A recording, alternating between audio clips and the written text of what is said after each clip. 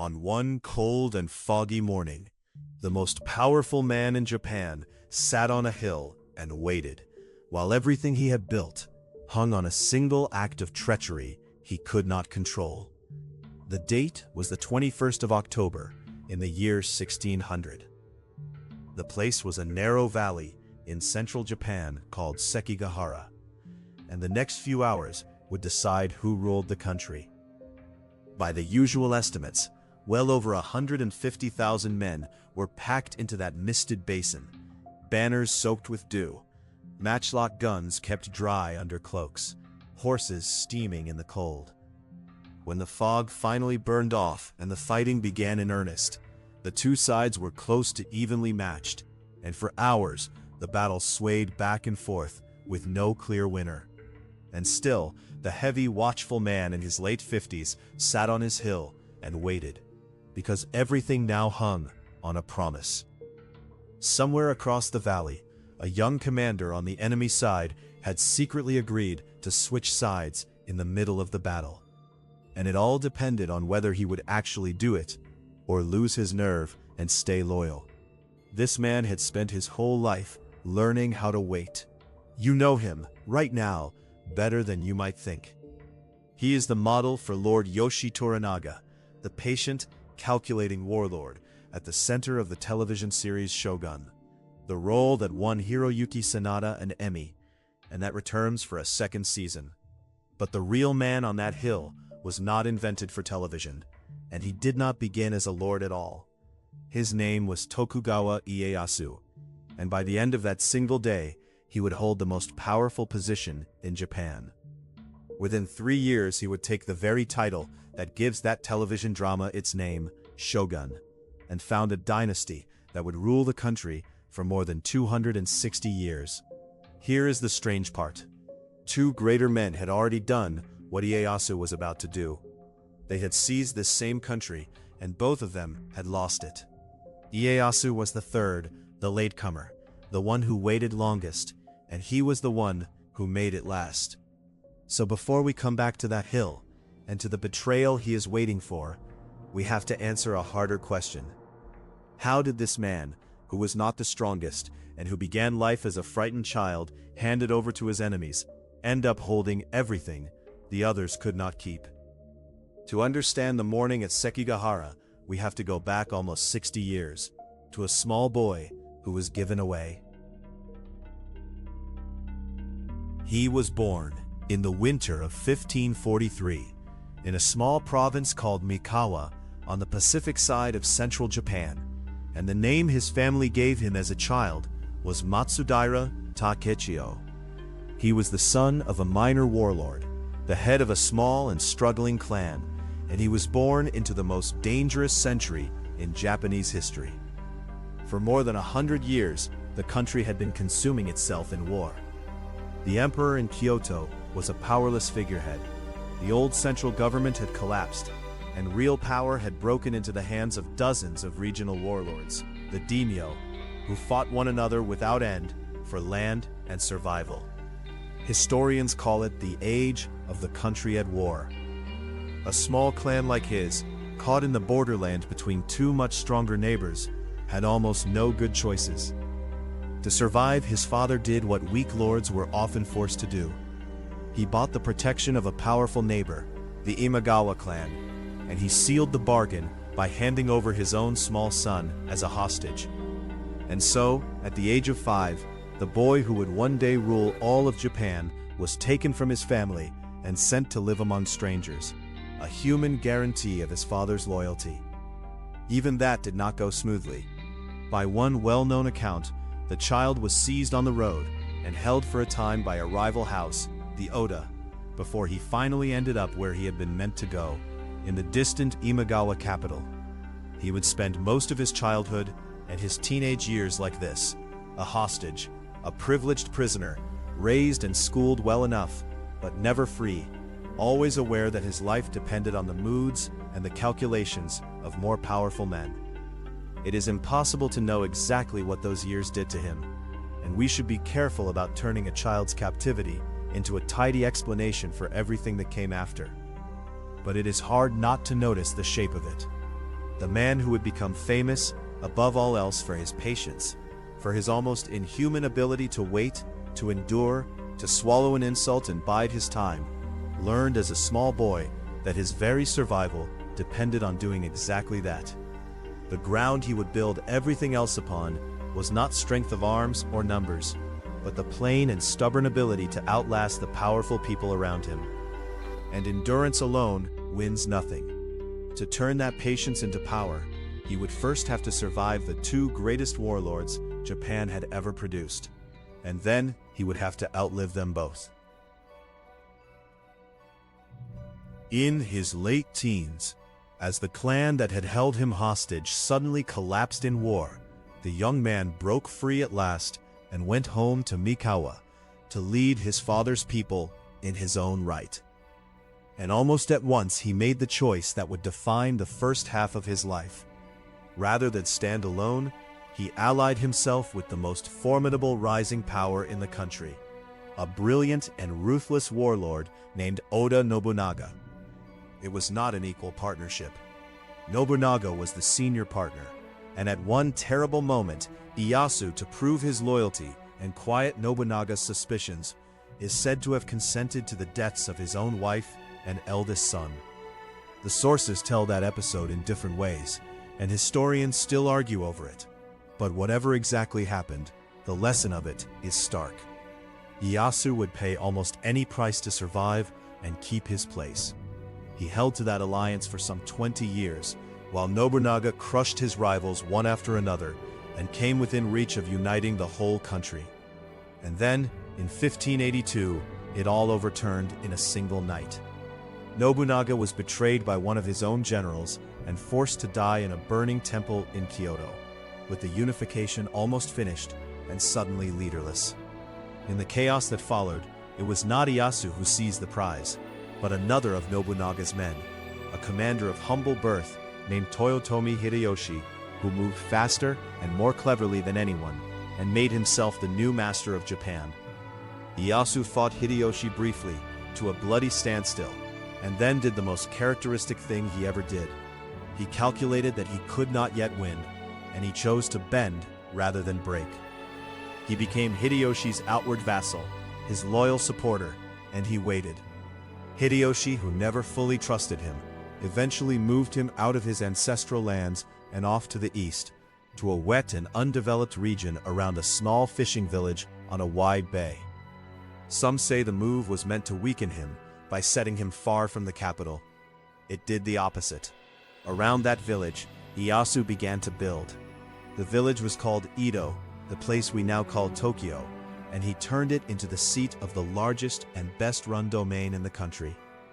While the great men around him spent themselves in one blaze of triumph after another, Ieyasu dug in and grew quietly richer and stronger than any of them. And he went on waiting for the one thing no warlord could command, the slow passage of time. In 1598, the strongman died. Toyotomi Hideyoshi, master of all Japan, fell ill and passed away, and he left behind exactly the weakness that had toppled so many warlords before him. His heir was a small child, his only surviving son, a boy of 5 named Toyotomi Hideyori. Knowing this, Hideyoshi had spent his final months trying to build a fence around his son's future. He appointed a council of the 5 most powerful lords in the country, and made them swear, in writing and more than once, to protect the boy and govern faithfully until he was old enough to rule for himself. Ieyasu was one of those 5, and by now he was the strongest of them by a wide margin.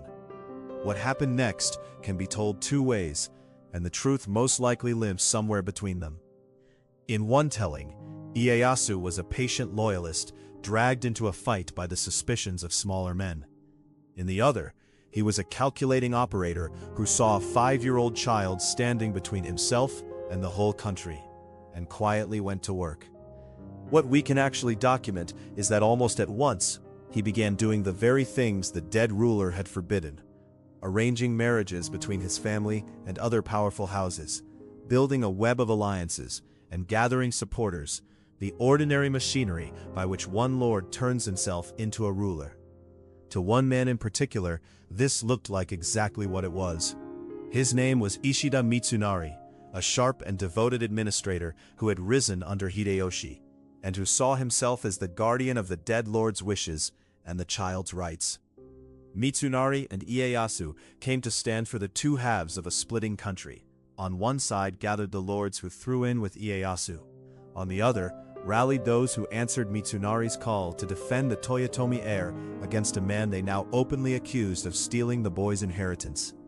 The break came when Ieyasu marched an army north to discipline a defiant lord, and Mitsunari, judging the moment right, rallied the western lords against him while his back was turned. For years, Ieyasu had been waiting for his enemies to step into the open. Now, at last, they had shown themselves. But what the western lords did not all know was that some among them had already begun in secret to come over to Ieyasu's side. He turned his army around, and the whole long quarrel over a dead man's son narrowed down to a single misty valley, where two great coalitions would settle the future of Japan in an afternoon. So we come back to the hill, and to the morning of the 21st of October. When the fog finally lifted, the two armies fell on each other, and for several hours it was a real, grinding battle with no clear outcome. On paper, the Western coalition held the stronger position, spread across the high ground around the valley, and if every one of its lords had fought with full commitment, the day might well have gone the other way. But Ieyasu had not spent the previous months only sharpening swords. He had been writing letters. Quietly and patiently, he had reached out to lord after lord in the enemy camp, offering rewards, pardons, and promises, working to turn them before a single shot was fired. The most important of these was a young commander named Kobayakawa Hideaki, who sat with a large force on a hill overlooking the field, nominally on the western side, and who had secretly been promised a great deal if he changed sides at the right moment. And now that moment had come, and Kobayakawa was not moving. He sat on his hill and watched the battle rage below him, frozen by the enormity of what he had agreed to do. According to the traditional account, Ieyasu, down on his own hill and more anxious with every passing hour, finally lost patience and ordered his gunners to fire a volley straight at Kobayakawa's position, not to kill him, but to force him to choose, then and there. Whatever truly broke the young man's nerve, choose he did. His troops came pouring down off the hill, but instead of falling on Ieyasu's men, they crashed into the flank of their own Western allies. That one betrayal cracked the Western army wide open. Other wavering lords saw which way the day was turning, and either switched sides or simply walked off the field. And within a few hours, a battle that had hung in perfect balance had collapsed into a rout. Ishida Mitsunari fled into the hills, was caught a few days later, and before long was paraded through the streets and put to death. By nightfall, the man who had begun his life as a hostage child stood in all but name as the master of Japan, and he had taken it not with a brilliant cavalry charge, but with patience, foresight, and a betrayal whose ground he had spent months quietly laying. Winning the battle, though, was not the same as ruling, and Ieyasu knew it perfectly well. 3 years later, in 1603, he had the emperor grant him the ancient title of Shogun, the supreme military ruler of Japan, and with it he founded a government centered on his city of Edo that would run the country for the next 2.5 centuries. Think for a moment about what that meant. The boy who had once been handed over as a hostage, who had bowed and waited and survived under one master after another, was now the single highest authority in the land, and the great lords who had spent their lives outranking him now answered to him. Then he did something that revealed, more than any battle ever could, how his mind worked. After only 2 years, in 1605, he resigned the title of Shogun and handed it to his own son, Hidetada, the second Tokugawa shogun. He did not do this to retire. He kept real power firmly in his own hands, ruling from behind the throne as the retired shogun, the Ogo Sho, for another full decade. The point of the handover was to make one thing unmistakable to every lord in Japan. This was not a personal prize that might be fought over again the moment he died. It was a Tokugawa inheritance, passed from father to son, and it was meant to be permanent. But one piece of unfinished business remained, and it was the hardest one of all. Far to the west, inside the mighty fortress of Osaka, the boy from the council chamber had grown into a young man. Toyotomi Hideyoshi, the rightful heir Ieyasu had once sworn to protect, was still alive, still honored, and still a banner that the defeated and the discontented might one day gather around. For years, Ieyasu let it sit. Then, an old man in his 70s, he moved, seizing on a deliberately strained pretext, an inscription on a temple bell that his officials chose to read as a veiled insult to his name. He raised an army and laid siege to Osaka across 2 brutal campaigns, in the winter of 1614 and the summer of 1615. When it was over, the great castle had fallen and burned. Hideyoshi, the last Toyotomi heir, and his mother were dead, and the house of Toyotomi had been wiped from the earth. The patient lord had outlived the strong man, and then made certain that he would leave nothing at all behind. A year after that, in 1616, Ieyasu himself died, an old man at the very last, and he was laid to rest and worshipped as a god who watched over the peace he had founded. And the peace held. For more than 260 years, under the government he had built in that swampy little village turned capital, Japan would know no great civil war again. So, what was Tokugawa Ieyasu in the end? And how did the latecomer keep what greater men had let slip away? Long after his death, people tried to capture the answer in a famous little verse, a riddle about 3 warlords and a songbird that will not sing. Faced with a silent bird, the story goes, the first warlord, Nobunaga, says, "If it will not sing, I will kill it." The second, Hideyoshi, says, "If it will not sing, I will make it sing." And the third, Ieyasu, says only, "If it will not sing, I will wait." That verse was composed long afterward by people looking back, and it is later legend rather than the man's own words. But it has lasted for a reason.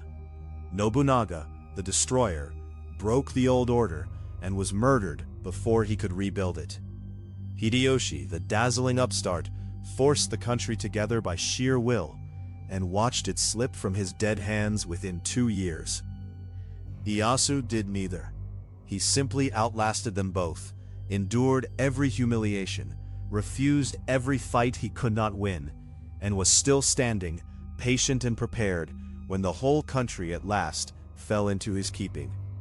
That is the real man underneath Lord Toranaga, and he is neither the wise and gentle elder the legend sometimes makes him, nor a simple villain in armor. The very same endurance that gave Japan its longest peace was the endurance that let him wait out a child, break a sworn promise, and destroy an entire family to make that peace safe. The patience and the ruthlessness were never 2 separate things in him. They were one thing, the capacity to hold still, and hold on, and pay whatever the future asked of him.